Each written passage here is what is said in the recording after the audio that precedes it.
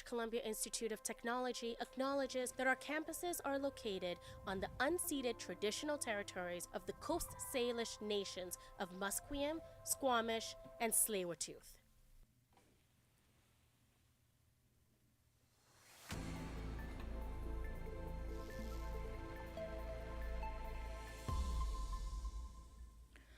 Good afternoon, everyone. These are your news headlines at 1:30. I'm Kai Garcia, and this is BCIT News.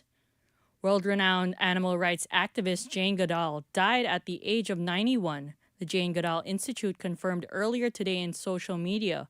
She's known for her work in primatology, specifically in Tanzania's Gombe Stream National Park, where she lived among chimpanzees, documenting her life and the way they lived their lives. Her work changed on how the world sees primates. Reporter Mark Dubusky has more on her legacy. Jane Goodall passed away from natural causes, according to a statement posted to her social media. She had been in California on a speaking tour at an event promoting the replanting of trees following a wildfire in the region. Goodall spent decades studying how primates interact and was considered one of the world's leading experts on chimpanzees. She also founded the Jane Goodall Institute, which was aimed at environmental conservation and animal welfare. Goodall was 91. Mike Dubusky, ABC News.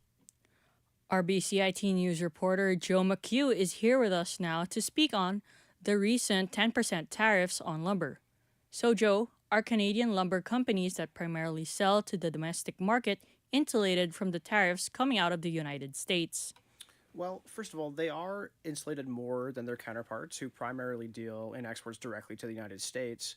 But a lot of the people that they're supplying their timber and their wood products to domestically, they're taking that wood and then using it to create products, which then is being exported to the United States.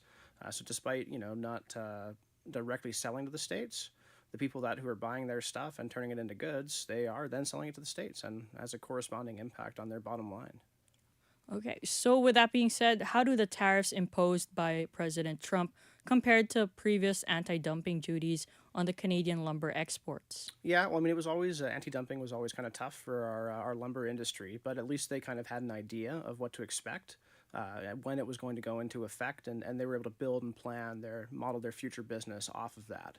With Donald Trump's new 10% tariff and his other tariffs imposed across a variety of industries, a lot of the time it just kind of comes out in a tweet at 9 o'clock in the morning, and all of a sudden you got 2 weeks to figure out, what am I going to do with an extra 10% on top of it was already 35%, and now we're going for 45. I don't really see how these businesses are meant to compete. Thank you, Joe, for joining me and sharing your insights on the ongoing tariff war. Moving on to provincial news, Alberta Premier Danielle Smith just announced a new oil pipeline project across BC to strengthen national energy development. BC Premier David Eby is against the project, saying it would be taxpayer-funded and that the First Nations along the coast would oppose to it. Eby has a strong response to the proposal. Don't mistake my politeness for weakness on protecting our economy and our coast. Now, I hope that clears things up, but, let's cross that bridge once she's got a proponent and the money. Moving on across BC as well, at least 12 Starbucks locations closed after last week's plans to lay off 900 workers in North America. Locations in Victoria and Revelstoke has been affected. CEO Brian Nichols said that he understood that closures are difficult, but said in a review revealed that there were some falling short of financial targets or failing to match consumer expectations. Meanwhile, in the States, a massive brick chimney running 20 stories up the side of a New York City apartment building collapsed after an explosion later this morning, sending tons of debris plummeting to the ground. The falling bricks buried a sidewalk, landed on public housing building's playground, and sent a cloud of dust billowing over the block in the Bronx. It did not injure anyone. New York City Mayor Eric Adams says they are blocking the area off for safety reasons. An investigation is currently underway to determine the cause of the incident. We're still investigating to make that determination. All of this is unfolding situation at this time. And we want to make sure that people stay away from the area to keep them safe.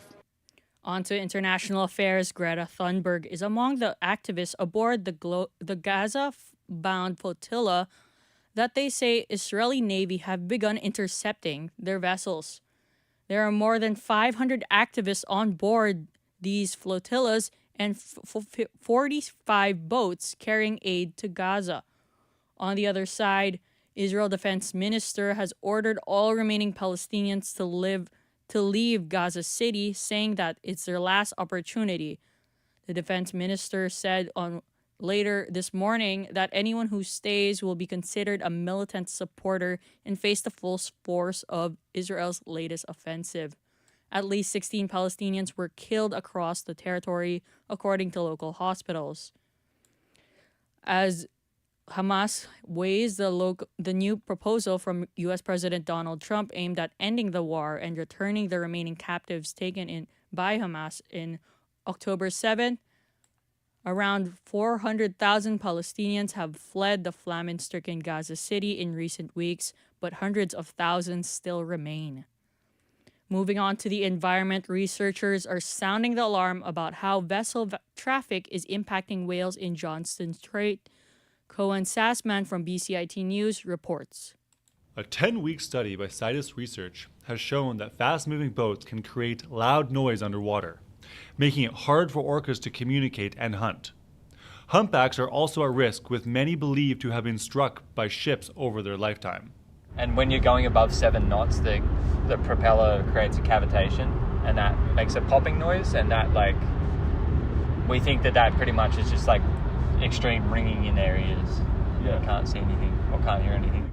The team educated boaters and gathered data on whales' behavior throughout the summer.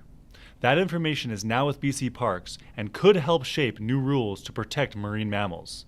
Cohen Sassman, BCIT News. More news on whales. Marineland says it's disappointed by the federal government's decision to bar its shipment's request to send 30 beluga whales to China. Fishery Minister Joanna Thompson says that they will subject the belugas to a future performing in captivity if they go to Chimelong Ocean Kingdom Aquarium in China. Marineland says that they have no ability to pay for the whales' captivity and care. Since 2019, 20 whales and 1 killer whale and 19 belugas have died at the Niagara Falls tourist attraction. Moving on to technology, AOL's dial-up internet discontinued its service yesterday, citing routine evaluations of its offering. Today, it's no longer being advertised and help pages are unavailable on its website. AOL, or America Online, introduced to many households the World Wide Web with its dial-up service decades ago. With the rise of broadband and wireless, the series of beeps and buzzes heard over the phone are a thing of the past. However, some consumers still use other dial-up offerings today.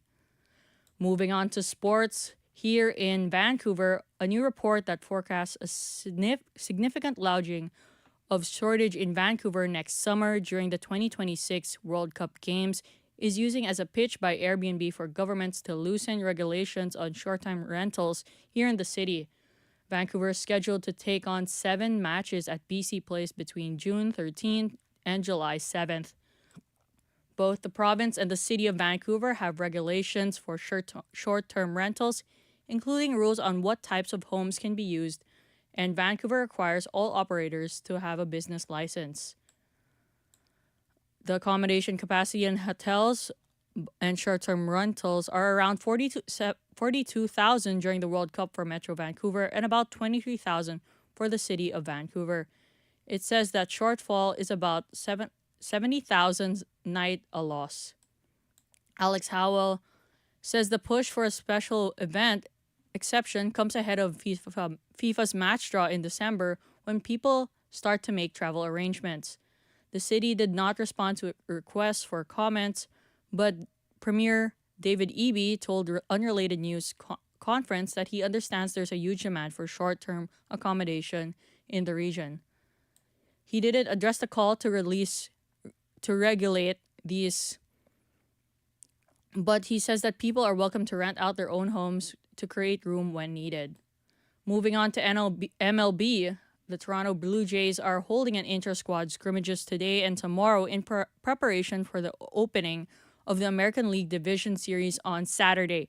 After they find out who wins the wildcard series between New York and Boston. Blue Jays general manager Ross Atkins gives an update on star player Bo Bichette. Yeah, every day's gotten better for him. I think he said it best. He's doing everything possible to be ready as soon as possible. We don't have a date. It's day to day, and our staff is aligned with that. Staying in NLB, Canadian Bo Naylor hit a 3-run homer as part of a 5-run hit inning against the Cleveland Guardians, thumped the Detroit Tigers 6-1 in Major League Baseball wildcard action. Rocchio also homered for the Guardians, who tied the best-of-3 series against the AL Central rivals, 1 win apiece. The deciding games goes tomorrow in Cleveland. Moving on to NFL, Cleveland Browns rookie Dillon Gabriel will get his first NFL start on Sunday when he faces the Minnesota Vikings in London. The Browns are benching quarterback Joe Flacco after he struggled with offense in the first 4 games. The Cleveland is now 1-3 and ranked next to last in scoring, averaging 14 points a game. Gabriel will be the 5th different starting QB in 10 games. He's seen action in 2 games and completed 3 of 4 passes for 19 yards and a touchdown. Olympic rowing champion Kasia Grusho-Werski has retired from the Canadian national team. Rowing Canada announced this Wednesday. She is a former silver medalist at the eights at the Paris Olympic last summer. Now for your weather, grab your umbrella. It's raining all day with a chance of thunderstorms until late afternoon. Temperature stands with highs of 14 and lows of 12, so wear a jacket. This is Kai Garcia for BCIT News.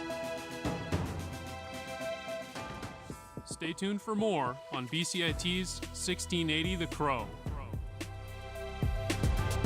When I tell people that I studied journalism, they immediately say, oh, you want to be a reporter. But I think, in my case personally, I really want to go into magazines, PR, social media. And I think here at school we learn a lot of skills that allow you to go into that world, because you learn how to write for social media, social content, for websites,